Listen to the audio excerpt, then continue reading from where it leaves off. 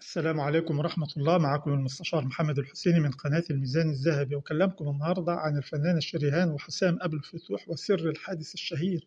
الفنانة شريهان توهج نجمها بسرعة الضوء حتى اخترقت وأفل نجمها.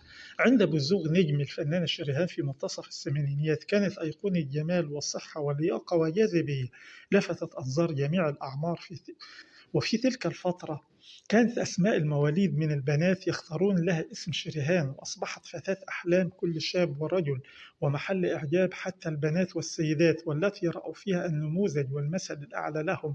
ووسط هذا الزخم حول نجومية شريهان لم تجد من يقدم لها النصح، وأنها يجب أن تكبح جماح نفسها المنطلقة نحو النجومية بدرجة تمثل خطر على صحتها وعلى حياتها.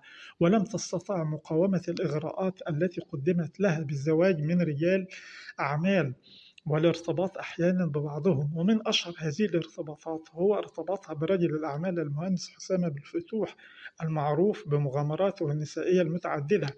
وفي إحدى المرات التي كانت تستقل السيارة معه والتي كان يقودها حسام بن الفتوح تحت تأثير مخدر، فقد السيطرة على القيادة واصطدمت السيارة بمرتفع من الحجارة والمسلح فتحطمت السيارة، وأصيبت شريهان إصابات بالغة في العمود الفقري وأجرت عدة عمليات جراحية، واستلزم ذلك عدم عودتها سريعا إلى تقديم الاستعراضات الراقصة، ولكنها خالفت تعليمات الأطباء وقدمت فوازير رمضان عام 86 والتي تتطلب استعراضات صعبة ولياقة صحية عالية، ولكنها ضربت عرض الحائط بكل التعليمات الطبية وقدمت الفوازير في ذلك العام، مما جعلها تتعرض لانتكاسة صحية أعادتها كثيرا إلى الوراء، ولم تستطع بعدها استعادة صحتها أو نجوميتها، وتوارت عن الأضواء حتى أصيبت بمرض خطير في الدم ألزمها الاعتكاف والبعد عن الأضواء، واحترق بالفعل نجم شريهان وأفل إلى الأبد.